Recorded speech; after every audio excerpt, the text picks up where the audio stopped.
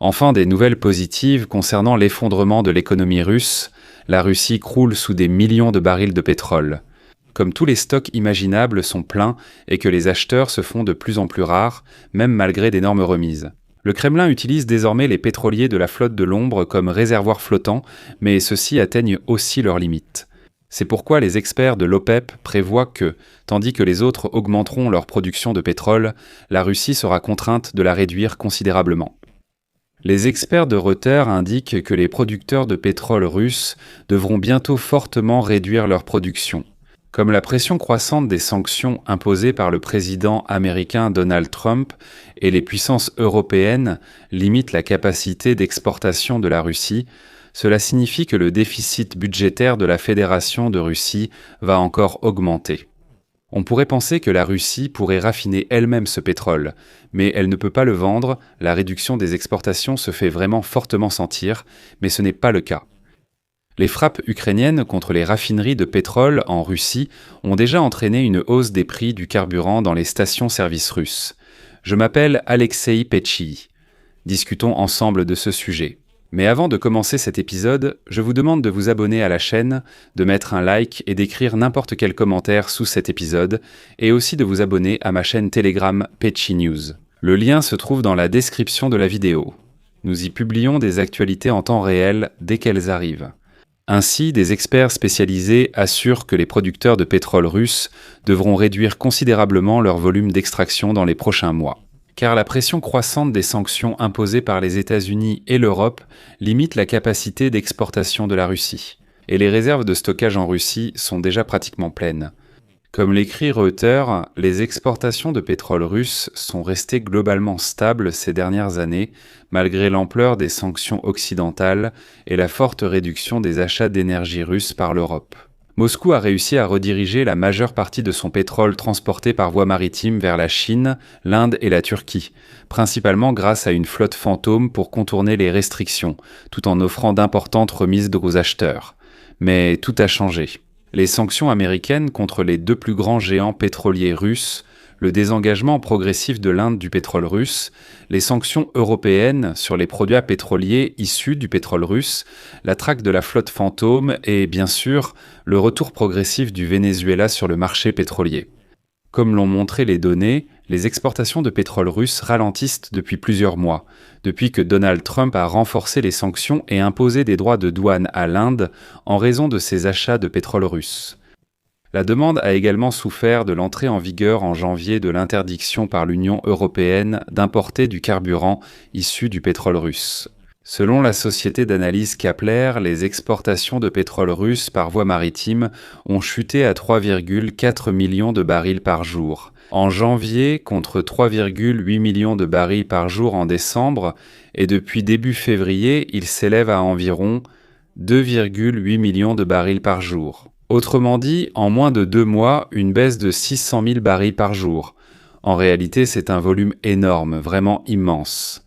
Dans le même temps, le volume de pétrole russe stocké sur des navires en mer a augmenté en quelques mois pour atteindre un niveau record de plus de 150 millions de barils.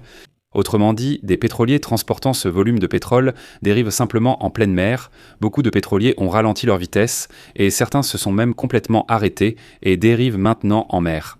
Ces facteurs témoignent d'une baisse de la demande pour le pétrole russe.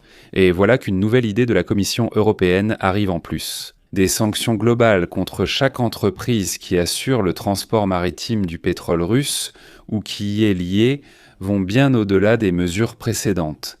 Autrement dit, si auparavant même certaines entreprises européennes, il faut l'avouer, continuant à travailler avec les Russes, désormais il devient toxique même de s'en approcher. Parce que si l'on découvre que tu coopères avec les Russes, ce n'est pas eux qui recevront les sanctions, mais toi personnellement. Autrement dit, l'idée de la Commission européenne, c'est que si tu t'es sali ne serait-ce qu'un peu avec ces Russes, tout le monde va t'infliger des sanctions très sévères. La pression sur les exportations russes va probablement s'intensifier dans les prochains mois, car l'Inde, le plus grand acheteur de pétrole russe transporté par voie maritime, prévoit désormais de réduire ses achats en 2025 dans le cadre d'un accord commercial avec les États-Unis. Donald Trump a déclaré que New Delhi avait accepté de cesser d'importer depuis la Russie dans le cadre de l'accord. bien que les responsables indiens essaient de commenter ce sujet avec beaucoup de prudence. Selon le CEPLER, l'Inde a acheté environ 1,7 million de barils par jour de pétrole russe en 2025, ce qui représente environ la moitié de toutes les exportations maritimes de Moscou. Le volume des achats a diminué à environ 1,1 million de barils par jour en janvier. Et malgré une légère reprise attendue en février, à partir de mars, une réduction significative des livraisons est prévue. Selon des sources de Reuters, les 3 plus grandes entreprises publiques de raffinage de pétrole en Inde ont cessé d'accepter les offres des négociants pour des livraisons de pétrole en provenance de la Fédération de Russie en mars et avril. Ensuite, ils disent de ne même pas en parler. Il est toutefois peu probable que les importations vers l'Inde atteignent zéro. Ici aussi, il faut comprendre car ils ont, par exemple, la raffinerie Nayara Energy d'une capacité de 400 000 barils par jour. Donc l'affaire est que le paquet de contrôle appartient à des structures russes, y compris Rosneft, et il continuera de dépendre des livraisons russes. Bien qu'à partir d'avril, il ferme pendant 1 mois pour effectuer ses opérations de maintenance. Et on dit même que ce complexe pourrait être converti pour traiter du pétrole vénézuélien lourd. Il faut également se rappeler qu'il existe des raffineries indiennes moins importantes, qui continueront probablement à acheter du pétrole russe, surtout si les remises deviennent plus attractives. De plus, il y a des raffineries chinoises indépendantes qui peuvent aussi absorber une partie des volumes redirigés, mais leurs capacités sont limitées. Et la Russie représentait déjà environ 1/5 des importations totales de pétrole de la Chine. Pékin a toujours évité une forte dépendance à un seul fournisseur et il est peu probable qu'il augmente nettement ses achats de pétrole russe. La Chine agit intelligemment, pas de monopole, mais toute cette situation provoque une réaction en chaîne. Le ralentissement des achats entraîne une réaction négative dans toute la logistique pétrolière de la Russie. L'allongement des itinéraires des navires de la flotte fantôme entraîne des retards pour les pétroliers, réduisant ainsi le nombre de navires disponibles pour stocker des volumes supplémentaires de pétrole en mer. En conséquence, les producteurs sont obligés de rediriger davantage de pétrole vers les stockages russes. Le volume exact des stocks terrestres russes est inconnu en raison de l'absence d'accès aux données gouvernementales. Les réserves disponibles semblent limitées. Selon les données de surveillance satellitaire des réservoirs fournis par les analystes de KPLR, les stocks terrestres de pétrole atteignent environ 16 millions de barils, ce qui représente 51% de la capacité totale de stockage. La Russie peut utiliser une partie de son vaste réseau de pipelines pour le stockage si nécessaire. En fait, il suffit simplement de remplir les tuyaux. Ainsi, selon les estimations de KPLR, les stockages dans les pipelines et les citernes à toit fixe, dont le niveau de remplissage ne peut pas être suivi par satellite, pourraient apporter la capacité totale des stocks terrestres à environ 100 millions de barils. Mais même ces réserves pourraient s'avérer insuffisantes. La Russie produit environ 9,3 millions de barils par jour, dont environ la moitié est destinée à l'exportation. À ce rythme, les réservoirs pourraient rapidement être saturés si les exportations restent limitées, ne laissant aux producteurs d'autre choix que de réduire la production. En fin de compte, les experts prévoient que la production de pétrole en Russie pourrait diminuer d'au moins 300 000 barils par jour dès la période de mars à mai.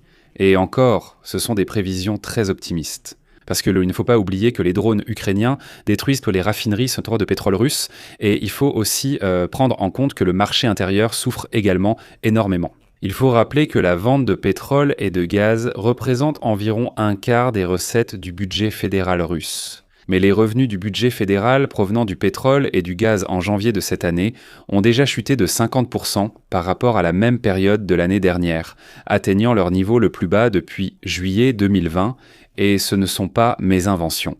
C'est le rapport officiel du ministère des Finances de la Fédération de Russie du 4 février. Vous doutez ? Consultez leur site et lisez ces informations. La baisse de la production de pétrole, combinée à l'augmentation des remises à l'exportation, peut encore davantage saper les revenus pétroliers de Moscou. Cela va accentuer la pression financière sur le Kremlin, ce que visent les sanctions occidentales. Autrement dit, elles commencent enfin à fonctionner lentement mais sûrement. Je croise donc les doigts. Dieu fasse que ces revenus pétroliers en Russie, malheureusement, ne tombent pas à zéro, mais qu'ils atteignent leur niveau le plus bas possible. Je m'arrête ici. Partagez vos avis et conclusions en commentaire sous cet épisode. Si cet épisode vous a été utile et intéressant, vous pouvez soutenir financièrement le travail de cette chaîne YouTube par votre don ou votre abonnement payant. Les liens et coordonnées sont dans la description. Choisissez la plateforme et le format qui vous conviennent. Je vous serai reconnaissant pour tout soutien de votre part. C'est tout pour aujourd'hui, prenez soin de vous, à bientôt à tous.